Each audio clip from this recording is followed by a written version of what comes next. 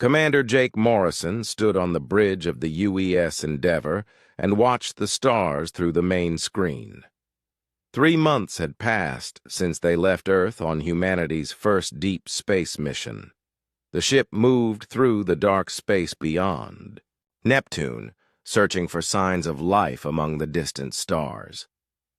Jake felt proud to lead this mission, but also nervous about what they might find out here. The bridge hummed quietly with the sound of computers and life support systems. Chief Science Officer Lisa Park sat at her station, studying readings from their long-range sensors. Communications Officer Ryan Bell monitored radio frequencies from across the galaxy, hoping to catch any signal that might prove they were not alone. Security Chief Maria Santos kept watch on the ship's defenses, though they had seen nothing dangerous so far. Engineer Carl Rogers worked in the engine room below, making sure their faster-than-light drive stayed running smooth. Jake looked at the crew roster on his personal screen. 25 humans aboard the Endeavour, all volunteers who left families behind to explore the unknown. Dr. Amanda Foster worked in the medical bay, studying samples they collected from dead planets. Navigation Officer Kevin Wright plotted their course through star systems that had no names, only numbers in Earth's computers. The mission had been quiet until today. They found dead worlds and empty space, but no signs that intelligent life existed anywhere in this part of the galaxy. Some crew members started to wonder if humans truly were alone among the stars. Jake refused to give up hope, remembering the words of the mission planners back on Earth, who said that life must exist somewhere in the vast universe. Ryan Bell suddenly straightened at his station and pressed his earpiece closer. His face showed confusion and excitement as he turned to Jake. The communication signals on his screen danced with activity that had not been there moments before. Jake walked over to see what caught Ryan's attention, feeling his heart beat faster with the possibility of first contact. A voice came through the ship's speakers, clear and speaking perfect English despite its strange musical quality. The words seemed to flow like water and carry emotions that human voices could not make. Every person on the bridge stopped their work and listened with wide eyes and open mouths. "Human vessel, this is Queen Zara of the Etherian Collective," the voice said. "I formally request permission to enter your domain. Please enter me into your diplomatic records. I come bearing urgent news that concerns the survival of both our species." Jake felt his breath catch in his throat. First contact with alien life, the moment that would change human history forever, was happening right now on his ship. He looked around the bridge at his crew and saw the same mix of wonder and fear on every face. Lisa Park's hands shook as she ran new scans, trying to locate the source of the transmission. Ryan Bell worked fast to establish a better connection, while Jake thought about how to respond. The words "enter me" seemed strange, but Jake assumed it was just a translation issue. Many alien languages might not translate perfectly into English, and the meaning was clear enough. This Queen Zara wanted to make contact and share important information. Lisa Park called out from her station with excitement and worry in her voice. Her sensors detected a massive object approaching from the direction of the Andromeda Galaxy. The ship appeared on their screens as something unlike anything humans had ever built. Instead of metal and straight lines, it looked grown rather than constructed, with smooth curves that pulsed with soft blue and green lights. The alien vessel was at least 10 times larger than the Endeavour, but moved through space with impossible grace. It seemed to flow like a living creature, changing shape slightly as it traveled. Jake realized that this ship represented technology far beyond human understanding, and he felt both amazed and afraid of what that might mean. Kevin Wright checked their navigation systems and confirmed that the alien ship had matched their speed and course perfectly. It followed them without appearing threatening, but Jake knew that something so advanced could destroy the Endeavor without effort if it chose to. He had to make the right decision for his crew and for all humanity. Maria Santos suggested raising shields and preparing weapons, but Jake shook his head. If these aliens wanted to harm them, human weapons would be useless against such advanced technology.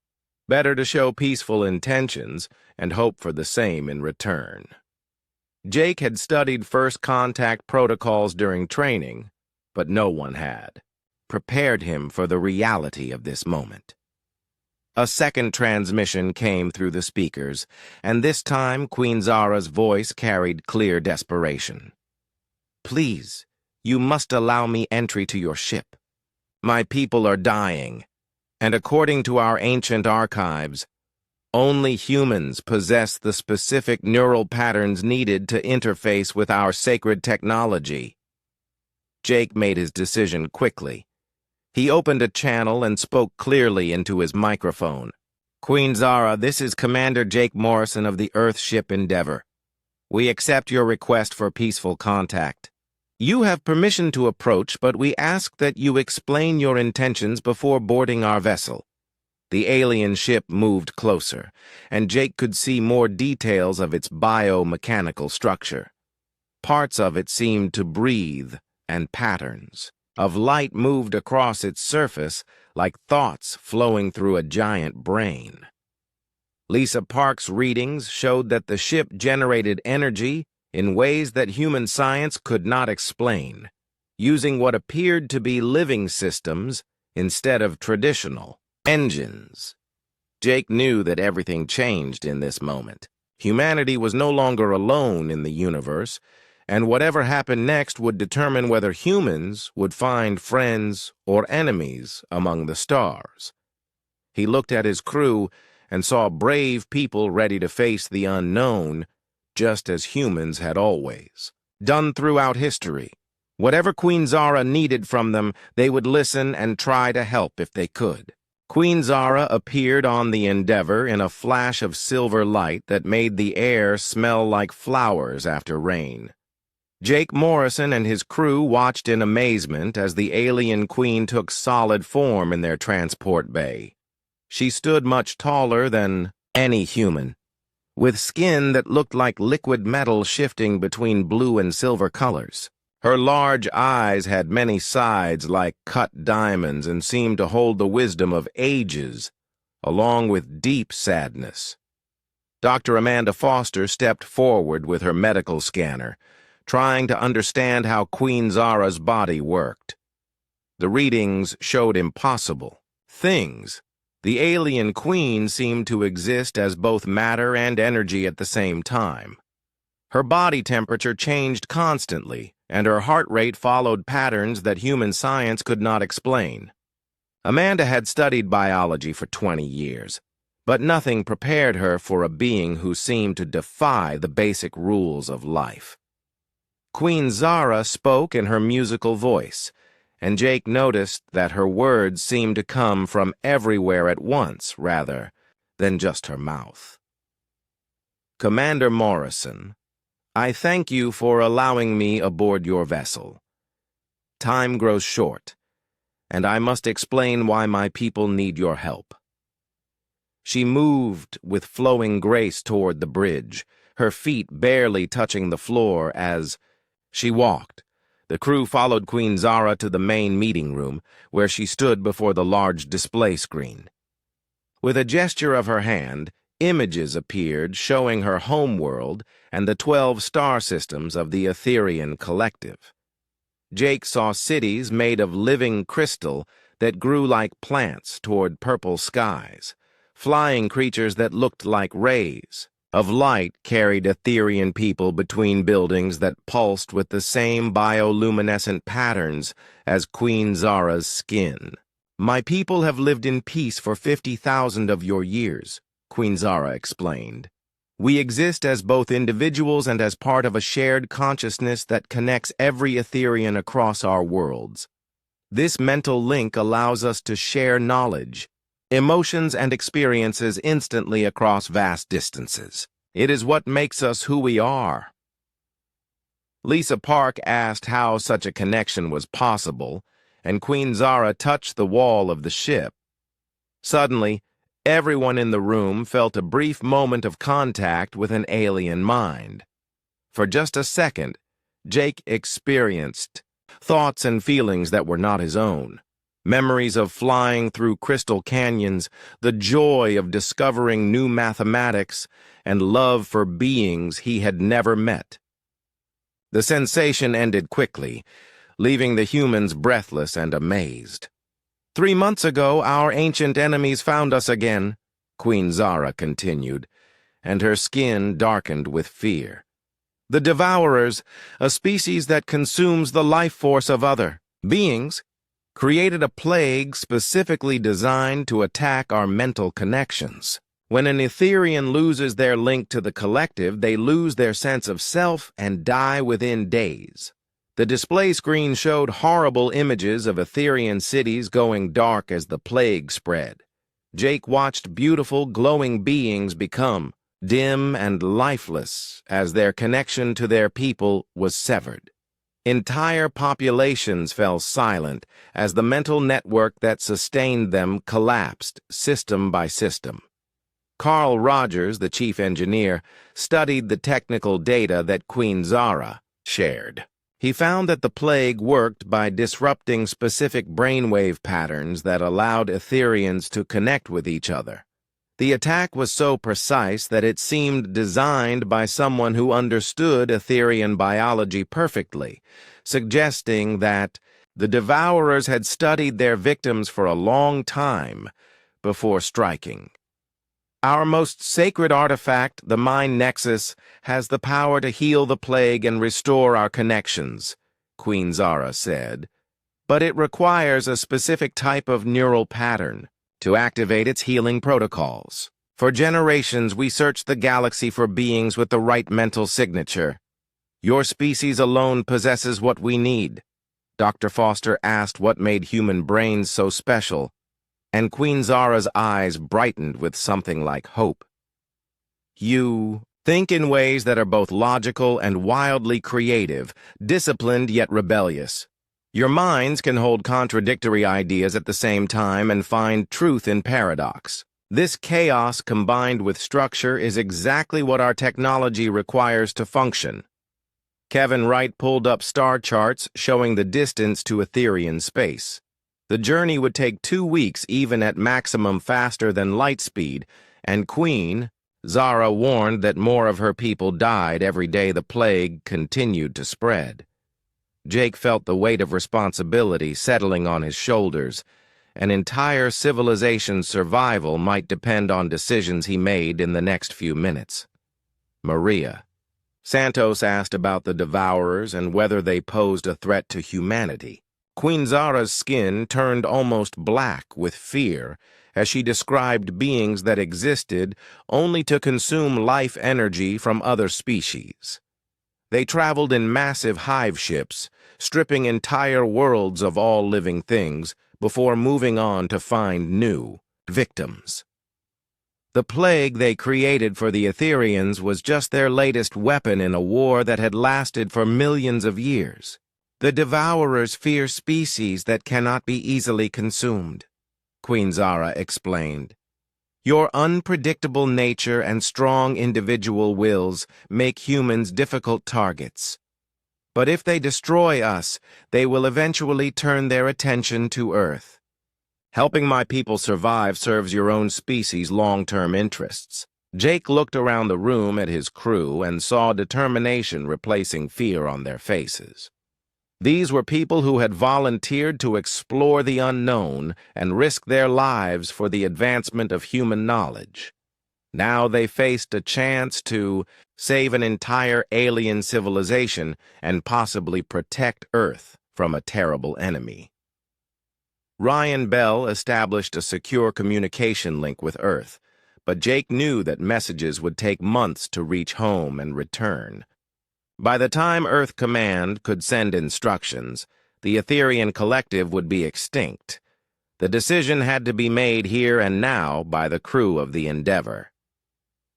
Queen Zara stood silently while the humans discussed their options. Jake could see her struggling to remain hopeful as precious time slipped away. Her people trusted her to find salvation among the stars, and she had gambled everything on the belief that humans could save them. Jake Morrison stood up and faced Queen Zara directly. "Your Majesty, the crew of the Endeavor accepts your request for help. We will travel to your home world and attempt to activate the Mind Nexus. We cannot guarantee success, but we will do everything in our power to save your people." Queen Zara's skin blazed with colors that had no names in human language, and her joy flowed through the room like warm sunlight. For the first time since arriving, she smiled, and Jake saw that even alien expressions of happiness were beautiful to witness. The UES Endeavor jumped to faster-than-light speed toward Etherian space, and Queen Zara spent every waking moment studying the human crew.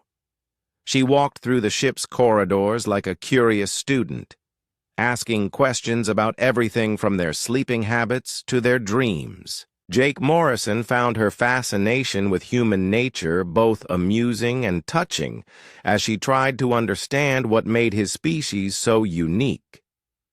Dr. Amanda Foster became Queen Zara's guide to human biology and psychology. In the medical bay, Amanda showed the alien queen brain scans that revealed how human minds worked. Queen Zara studied the images with intense interest, comparing them to similar scans of Etherian brains that looked completely different. Human neural patterns seemed chaotic and random compared to the ordered, symmetrical designs of Etherian thought processes. "Your brains create connections in ways that should not work," Queen Zara observed as she examined Amanda's latest scans. "You have thoughts that contradict each other existing in the same mind at the same time.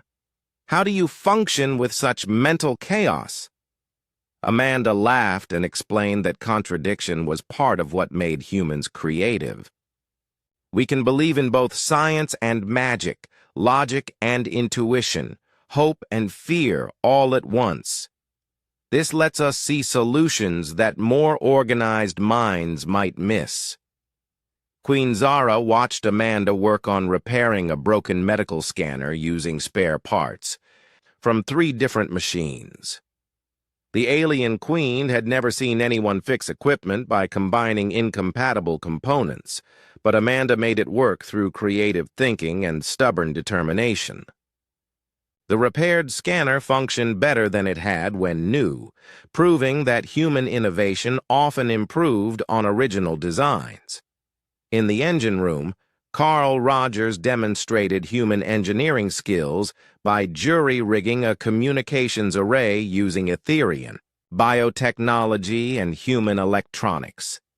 Queen Zara provided samples of her people's living circuits, expecting the human engineer to study them for months before attempting to use them. Instead, Carl immediately began experimenting with ways to connect alien biosystems to human computers. "This should be impossible," Queen Zara said, as she watched Carl successfully merge technologies that were based on completely different scientific principles. "Your equipment operates on electromagnetic frequencies while ours uses bioelectric fields. They should not be compatible." Carl grinned and showed her the hybrid system he had created in just 2 hours of work. "Humans specialize in making impossible things work. We take problems that seem hopeless and refuse to accept that they cannot be solved." Queen Zara observed that humans treated impossibility as a personal challenge rather than an absolute barrier. She had seen her own people spend decades carefully planning solutions to complex problems, but humans jumped directly into experimentation and found answers through trial and error. This approach seemed reckless, but it produced results much faster than traditional Etherian methods. Kevin Wright gave Queen Zara a tour of the Navigation Center, explaining how humans had developed faster than light travel. The alien queen learned that human scientists had ignored mathematical proofs that such travel was impossible and kept experimenting until they found a way to bend space-time. Etherian scientists would have accepted the mathematical limitations and looked for alternative solutions.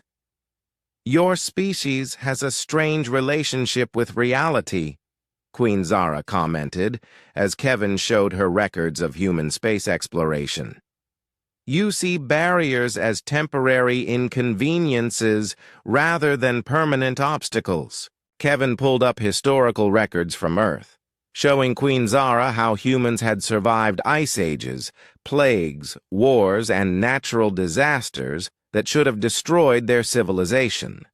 Each time humanity faced extinction, they adapted and found ways to not just survive, but become stronger. The alien queen was amazed by humanity's refusal to accept defeat, even when victory seemed impossible. Maria Santos shared military history with Queen Zara, explaining how humans had learned to fight opponents who were larger, stronger, or more numerous. The security chief showed examples of small human forces defeating much larger armies through clever tactics and unconventional strategies. Queen Zara was particularly interested in how humans used their enemies' strengths against them. Etherians would never think to turn an opponent's advantages into weaknesses, Queen Zara admitted. "We would either match their strength directly or retreat to fight another day. Your people find ways to win battles that should be unwinnable." Lisa Park demonstrated human scientific methods in her laboratory, showing Queen Zara how humans tested theories through controlled experiments. The alien queen watched Lisa intentionally create failures to learn from mistakes, something that Etherian scientists avoided because failure was considered wasteful. Lisa explained that humans learned more from failed experiments than successful ones. "Error teaches us what does not work, which helps us find what does work," Lisa said as she showed Queen Zara an experiment that had failed spectacularly. "We embrace mistakes as part of the learning process." Queen Zara began to understand that human creativity came from their willingness to accept failure as a natural part of progress. Etherians planned so carefully that they rarely failed, but this also meant they rarely discovered unexpected solutions. Human recklessness led to more failures, but also to breakthroughs that careful planning could never achieve. Ryan Bell shared human art, music, and literature with Queen Zara through the ship's entertainment system. The alien queen experienced human emotions through stories of love, loss, heroism, and sacrifice. She was particularly moved by tales of humans who died protecting others, giving up their own lives so that strangers could survive. "Your people value individual sacrifice for collective benefit," Queen Zara observed, after watching recordings of human soldiers saving their comrades in battle. "This is similar to Etherian group consciousness, but your version is chosen rather than instinctive." Ryan explained that humans chose to be heroic rather than being programmed for it. This made human courage more meaningful because it came from personal decision rather than biological imperative. Queen Zara found this concept both beautiful and terrifying, amazed that beings could choose to act against their own survival instincts. As the Endeavor approached Etherian space, Queen Zara shared her growing understanding with her dying people through their weakening mental link. She transmitted images and concepts about human determination, creativity, and sacrifice to the surviving members of the collective. Hope spread through the Etherian network as they learned about beings who refused to surrender even when facing impossible odds. The alien queen began to change during the journey, her skin patterns incorporating new colors that had never existed in Etherian biology. Her contact with human minds was influencing her own consciousness, creating thoughts and feelings that were entirely new to her species. She felt excitement about the unknown future rather than fear, curiosity about problems rather than desire to avoid them. Jake Morrison found Queen Zara on the observation deck during the final day of their journey, staring out at the stars with an expression he had learned to recognize as wonder.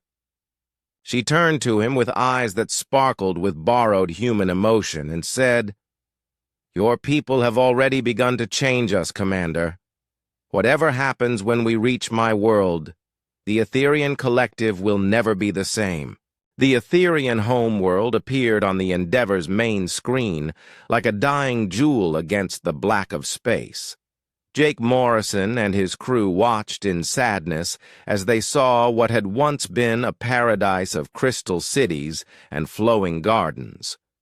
Now, half the planet lay dark and silent, with no lights or movement visible from orbit. The plague had spread faster than Queen Zara had feared, and entire continents had fallen into the terrible quiet of death. Queen Zara stood on the bridge with tears flowing down her cheeks like liquid starlight. Her skin had lost much of its color during the journey as her connection to the collective weakened with each passing hour. She could feel her people dying one by one, their voices fading from the mental network that had sustained Etherian civilization for thousands of generations. "We may be too late," she whispered, and her voice carried the weight of despair that threatened to crush her spirit. "So many voices have gone silent since I left to find you. I can barely sense the survivors now." Dr. Amanda Foster placed a gentle hand on Queen Zara's shoulder, offering human comfort to an alien being in pain. The gesture seemed to give the Queen strength, and she straightened with renewed determination. Amanda had learned during their journey that hope was contagious between species, and humans had plenty to share. The Endeavor descended through the planet's atmosphere toward the coordinates Queen Zara provided.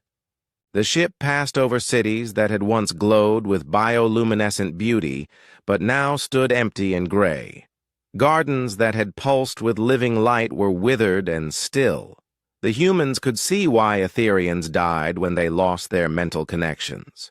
Their entire civilization was built around shared consciousness. Carl Rogers monitored the ship's systems as they approached the planet's core where the mind nexus waited. His instruments detected energy readings unlike anything in human experience, showing power sources that seemed to draw directly from the planet's life force. The technology was so advanced that human science had no words to describe how it worked. Queen Zara led the human team through transport tubes that carried them deep into the planet's center. The walls around them were alive, pulsing with faint lights that grew brighter as they approached the Nexus chamber.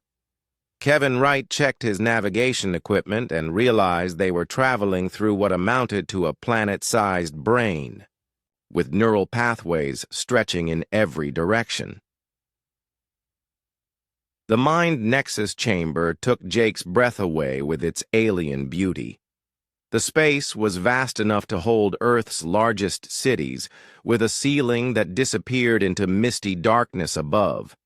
Neural pathways made of living crystal stretched across the walls like frozen lightning, all leading toward the center where the Nexus itself waited.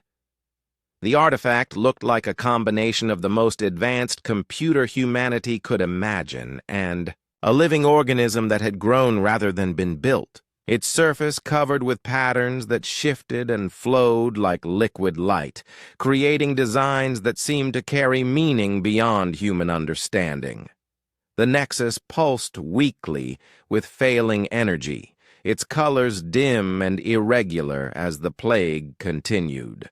To disrupt Etherian consciousness, Lisa Park ran every scan her equipment could perform, trying to understand how the mind nexus functioned. Her readings showed that the artifact operated on principles that combined quantum mechanics, biological processes, and something that her instruments could not identify. The technology was so far beyond human science that studying it felt like an ant trying to understand a spaceship.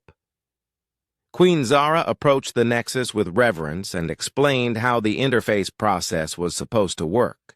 The person who connects with the Nexus must open their mind completely, allowing their consciousness to merge with our collective network. Their neural patterns will guide the healing energy to every infected Etherian across our 12 worlds. Dr. Foster volunteered immediately, stepping forward with the courage that Jake had seen in every member of his crew. Amanda had studied Etherian biology during their journey and understood the risks better than anyone, but she was willing to sacrifice herself to save an entire species. Jake felt proud of his medical officer and terrified for her safety at the same time.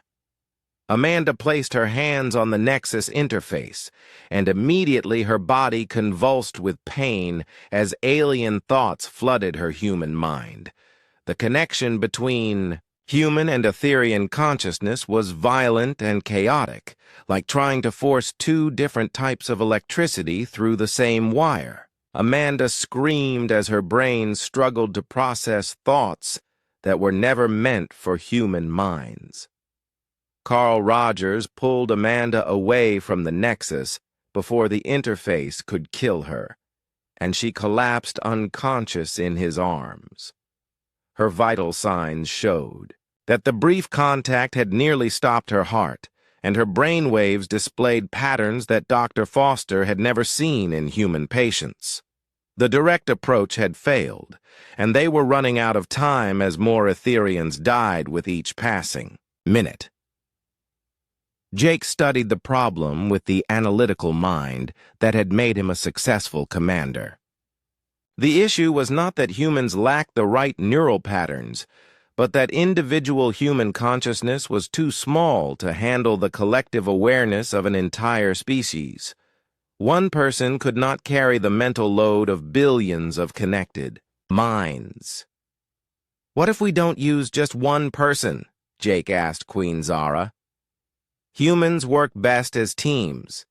Instead of one mind trying to interface with your entire collective, what if we create a human collective to match yours?" Queen Zara's eyes widened with hope and fear as she considered Jake's suggestion. The idea was unprecedented in Etherian history, but she could see the logic in his reasoning. Humans had shown her that their greatest strength came from working together while maintaining their individual identities. Jake called for volunteers, and every member of his crew stepped forward without hesitation. These were people who had risked everything to explore the unknown, and they were ready to risk their lives to save the Etherian people. Jake selected 4 others to join him in the interface attempt. Amanda Foster for her medical knowledge, Lisa Park for her scientific understanding, Maria Santos for her mental discipline, and Kevin Wright for his navigation skills. The 5 humans joined hands around the mind nexus, creating a circle of human consciousness that could share the burden of connecting with Etherian minds. Queen Zara watched with amazement as the humans prepared to attempt something that her people would have spent years planning. Once again, human recklessness and creativity were finding solutions that careful thought could never achieve. Jake placed his hand on the Nexus interface first, followed by his 4 teammates. The connection formed slowly this time, with the mental load distributed across 5 human minds instead of one. Pain flowed through all of them as alien thoughts invaded their consciousness, but together they were strong enough to maintain the link. The chamber filled with brilliant light as the mind nexus responded to human neural patterns in ways Queen Zara had never imagined possible. The artifact's colors became brighter and more complex as human creativity merged with Etherian technology. Energy flowed through the planet's neural networks toward every infected world in the collective. Power flowed through the mind nexus, like nothing Queen Zara had ever witnessed in 50,000 years of Etherian history. The artifact blazed with colors that had no names, creating patterns that seemed to dance with pure joy as human consciousness merged with ancient alien technology. Jake Morrison and his 4 teammates held their connection despite the pain that threatened to tear their minds apart, each human contributing their unique strengths to the healing process. The energy that pulsed from the Nexus was different from traditional Etherian power. Where alien healing was gentle and controlled, the human-influenced energy crackled with chaotic creativity that found new pathways through the collective network. The plague that had seemed invincible began to dissolve under the combined assault of human determination and Etherian wisdom working as one force. Jake felt his consciousness expand beyond anything he had ever imagined possible. Through the Nexus connection, he could sense millions of Etherian minds across 12 star systems as the healing energy reached them. He experienced their relief and joy as mental connections restored themselves, stronger than they had been before the plague attacked. The human refusal to accept defeat was spreading through the entire collective like a virus of hope. Lisa Park contributed her scientific curiosity to the healing process, helping the Nexus find more efficient ways to distribute its power. Her mind touched research stations on distant worlds where Etherian scientists worked to understand what was happening to their network. They were amazed to discover that the healing energy was not just repairing damage, but actually improving their collective consciousness in ways they had never thought possible. Dr. Amanda Foster used her medical knowledge to guide the healing energy toward the most critically injured Etherians. Through the network, she could sense beings who were only minutes away from death as their connections failed. Her human instinct to save lives at any cost drove the Nexus to prioritize the most desperate cases, pulling hundreds of thousands back from the edge of extinction. Maria Santos brought her military discipline to the process, helping organize the chaotic flow of information through the collective network. Her experience with command structures helped the Etherians coordinate their recovery efforts more effectively. Etherian leaders who had been isolated by the plague suddenly found themselves reconnected and able to work together again. Kevin Wright used his navigation skills to map the spread of healing energy across space, ensuring that no Etherian world was forgotten in the recovery process. His human sense of direction helped the Nexus find isolated colonies and research outposts that had been cut off from the main collective for weeks. Even the most distant Etherian settlements felt the touch of healing power guided by human precision. 5 humans maintained their connection for what felt like hours, but was actually only minutes in real time. When the healing process was complete, they collapsed to the chamber floor, their minds reeling from contact with billions of alien thoughts. Carl Rogers and Ryan Bell rushed to help their teammates, checking vital signs and administering medical care to exhausted heroes. Queen Zara stood transformed in the center of the chamber, her skin blazing with new colors that had never existed in Etherian biology. The human influence on the collective network had changed her along with every other member of her species. She radiated joy and gratitude as she felt her people's voices returning to the mental network that sustained their civilization. "You have not just saved us," Queen Zara said to the recovering humans. "You have made us more than we ever dreamed we could become. Your chaotic harmony has shown us new ways of thinking and feeling that will enrich our culture for generations to come." Jake Morrison struggled to sit up, his mind still processing fragments of alien memories that would stay with him forever. He had experienced the vast patience of beings who lived for thousands of years, the beauty of shared consciousness that connected minds across impossible distances, and the deep love that Etherians felt for knowledge and peaceful growth. The contact had changed him as much as it had changed them. The humans discovered that their brief connection to the Etherian collective had left them with permanent changes. They could sense each other's emotions more clearly than before, and sometimes shared thoughts without speaking.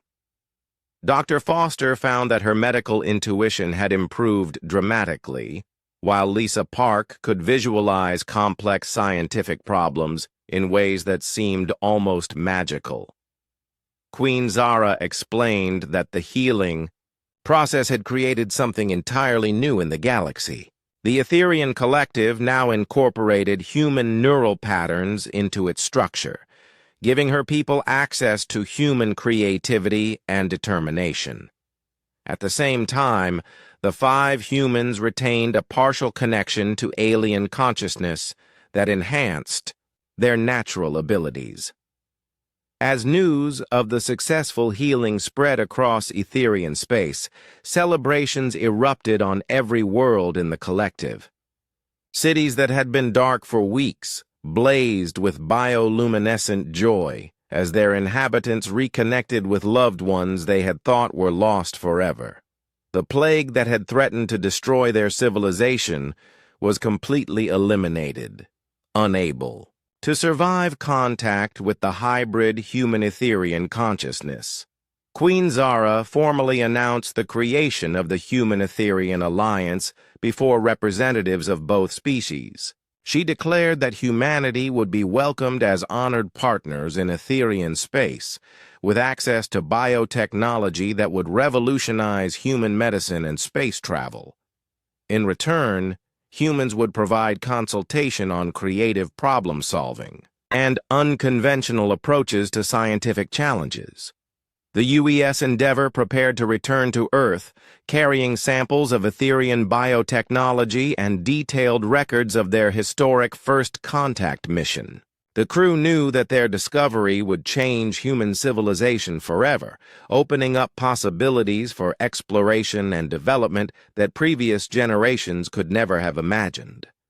Jake Morrison made his final log entry as they prepared for the journey home. "We came to the stars searching for life and found a dying civilization that we were able to save. More importantly, we discovered that humanity's greatest export is not our technology or our resources, but our humanity itself. Our refusal to accept defeat, our ability to find hope in darkness, and our talent for impossible solutions may be exactly what the galaxy needs." Queen Zara stood beside Jake on the observation deck as Earth's sun became visible in the distance. Her skin showed new patterns that reflected human influence on Etherian consciousness, creating designs that were both alien and somehow familiar. She had become living proof that different species could work together to create something greater than either could achieve alone. "Thank you for entering our lives, humans," Queen Zara said as she watched the star that warmed humanity's homeworld. "Together, we shall enter a new age among the stars where the barriers between species become bridges to greater understanding." Other alien civilizations in the galaxy had already begun to take notice of the Human-Etherian Alliance. Some watched, with wonder, at the unprecedented cooperation between such different species, while others viewed the hybrid consciousness with concern about what it might mean for the balance of power in galactic politics. The universe would never be the same now that humanity had proven that impossible problems could have unexpected solutions. The crew of the Endeavor looked forward to returning home as heroes, but they also knew that their real adventure was just beginning. They had opened a door between humanity and the wider galaxy that could never be closed again, and they were eager to see what new challenges and opportunities waited among the stars.